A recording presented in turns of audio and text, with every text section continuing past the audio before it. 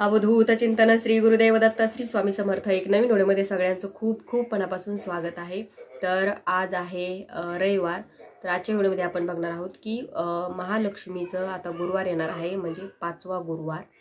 तर उद्यापन कधी करायचं, कसं करायचं त्याची पूर्ण माहिती आपण बघणार आहोत, त्याच्यामुळे व्हिडिओ शेवटपर्यंत नक्की बघा। हे बघा, आता मार्गशीर्ष महिना आहे। बऱ्याचशा महिलांचं काय होतं की मासिक पाळीमध्ये एखादा गुरुवार जातो, मग त्यांचा एक गुरुवार गेला म्हणजे कोणता ना कोणता एक गुरुवार जातोच। कारण आता हे महिना आहे, महिन्यातून एकदा आपल्याला मासिक धर्म येतो, त्याच्यामध्ये एक गुरुवार जातो। तर त्या गुरुवार आपण काय करायचं, ह्या 5व्या गुरुवारी ॲडजस्ट करायचा। बऱ्याचशा महिलांनी 4थ्या गुरुवारी पण उद्यापन केलेलं आहे। बघा, ज्याची त्याची पद्धत असते, परंपरा असते, आणि ती रूढी परंपरा आपल्याला जपायलाच हवी असते। तर आपल्याला 5व्या गुरुवारी उद्यापन करायचं। 5व्या गुरुवारी का बरं उद्यापन करायचं? कारण यावर्षी 5 गुरुवार पडलेले आहेत, म्हणजे सहसा 4च गुरुवार पडतात, पण एखाद्या वेळेस असं होतं की 5 गुरुवार पडतात। तर ह्या वर्षी 5 आलेले आहेत, म्हणून आपल्याला 5व्या गुरुवारीच उद्यापन करायचं आहे। अमावस्या वगैरे काही बघायचं नाहीये, कारण आपले कोणतेही सण अमावस्याला येत असतात। आपण दिवाळी, एवढी मोठी दिवाळी आपण महालक्ष्मीची पूजा करतो, तर आपण अमावस्याच्या दिवशीच करतो। त्याच्यामुळे अमावस्याला काही असं अमावस्या आहे म्हणून असं काही मनात आणायचं नाही की अमावस्या आहे उद्यापन कसं करायचं। तुम्ही बिनधास्त उद्यापन तुम्ही 5व्या गुरुवारी करू शकता। तर अमावस्या ही बुधवारी लागणार आहे, म्हणजे रात्री 8:11 अमावस्या लागणार आहे। तर गुरुवारी रात्री म्हणजे सायंकाळच्या वेळेस अमावस्या 5:27 संपणार आहे। गुरुवारी सायंकाळच्या वेळेस म्हणजे प्रदोष काळातच ती अमावस्या संपणार आहे। तर उद्यापन कधी करायचं?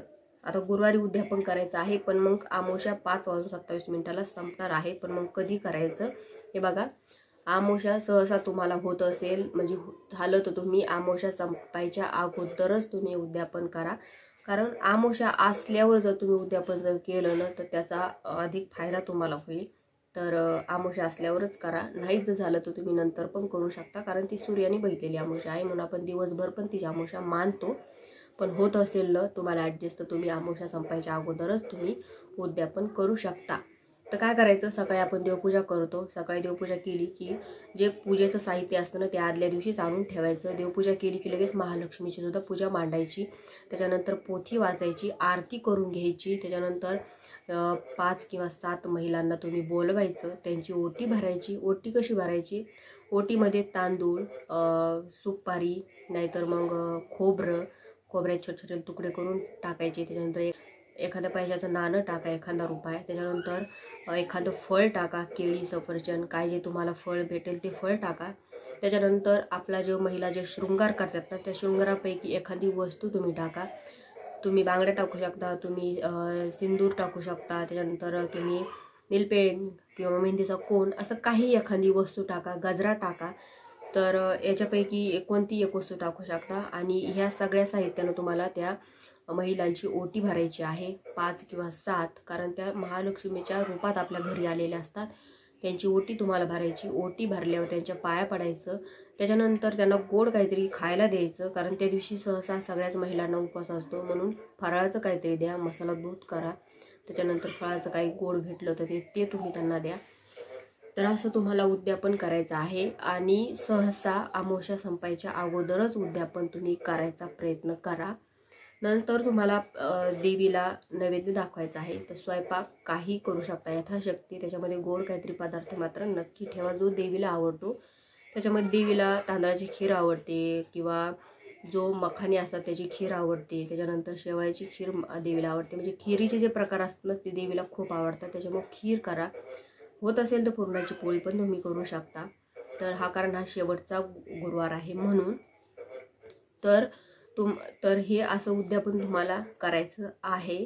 बघा, होत असेल ना तर तुम्ही अमावस्या संपायच्या अगोदरच करा हे उद्यापन। तेव्हा अमावस्या वाईट अशी नाही आहे, अमावस्या खूप चांगली आहे। आपण अमावस्या दिवशी आपले उपाय, काही तोडगे, किंवा आपण जे काही सेवा करतो अमावस्या दिवशी करतो, आणि आपल्या घरामध्ये त्याचा फरक पण पडत असतो। आपल्या घरातली नकारात्मकता, आपल्या घरातली लक्ष्मी बाहेर जात असते, आपल्या घरात लक्ष्मी त्या दिवशी घरामध्ये येत असते। त्याच्यामुळं सहसा अमावस्याच्या दिवशी कोणतीही सेवा केली ना तर अधिक पटीनं त्याचं आपल्याला फळ मिळतं। त्याच्यामुळे तुम्ही महालक्ष्मीचं हे जे उद्यापन आहे गुरुवाराचं, ते तुम्ही अमावस्याच्या दिवशी करू शकता। त्याच्यामुळे मी तुम्हाला म्हणजे सांगते की अमावस्या असतानाच तुम्ही उद्यापन करा, अमावस्या संपल्यावर उद्यापन करायचा प्रयत्न करू नका. तर बघा, होत असेल तर अमावस्या असतानाच तुम्ही उद्यापन करा. तर पूजा कधी उचलायची, आता आपण पूजा दुसऱ्या दिवशी उचलणार आहोत, कारण त्या दिवशी आपल्या पूजा उचलायला चालत नाही. अमावस्या संपली तरी तुम्ही तुमची पूजा तशीच ठेवायची रात्रभर. दुसऱ्या दिवशी तुम्ही ती पूजा उचलायची, म्हणजे उत्तर तुमची पूजा जी असते ती पूजा तुम्ही दुसऱ्या दिवशीच करायची. तर उत्तर पूजा कशी करायची, आपण जेव्हा पूजा उचलतो, जेव्हा पूजा आपण हे करतो तेव्हा तिथे दिवा लावायचा, अगरबत्ती लावायची. त्याच्यानंतर तुम्ही त्या पूजा जो कलश असतो त्या कलशाला थोडंसं हलवायचं. त्याच्यानंतर अगोदर धूप दाखवायचा, दीप ओवाळायचा, नंतर फुलं व्हायची, हळदी कुंकू अक्षदा व्हायच्या. तर आणि एक मंत्र म्हणायचा, तो मंत्र तुम्ही म्हणून नंतर तुम्ही पूजा उचलायची. तो मंत्र काय म्हणायचा, आपण थोडीशी अक्षदा हातात घ्यायची आणि मंत्र म्हणायचा, या तू देवगणहा सर्व पूजा मदाया पार्थिवा इष्टकामार्थ सिद्धते पुनरागमनायच, असा मंत्र म्हणायचा आणि ती अक्षता पूर्ण पूजा आहे त्या पूजावर टाकायचा.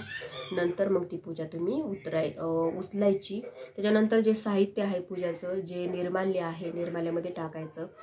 वाहत्या पाण्यात टाकू शकता किंवा कुठे एखाद्या शेतीमध्ये टाकू शकता तुमच्या, नाहीतर मग असं टाका की जेथे कोणाचं पायगी पडला नाही पाहिजे, असं तुम्ही ते निर्माल्यामध्ये टाकू शकता. तर अशी तुम्हाला मार्गशीर्ष महिन्यातला 5वा गुरुवार उद्यापन तुम्हाला अशा प्रकारे करायचं आहे. सेवा काय करायच्या ते आपण ऑलरेडी सांगितलेलं आहे. सेवा पण करायच्या आहेत, तर उद्यापन करायचं आहे. आणि तर आय होप तुम्हाला व्हिडिओ कळाला असेल. व्हिडिओ आवडल्यास व्हिडिओ लाईक करा, शेअर करा, चॅनलला सबस्क्राईब करा. झाली सेवा श्री स्वामी समर्थ महाराजांच्या परमपूज्य गुरु माऊलींच्या चरणी रुजू करते. श्री स्वामी समर्थ.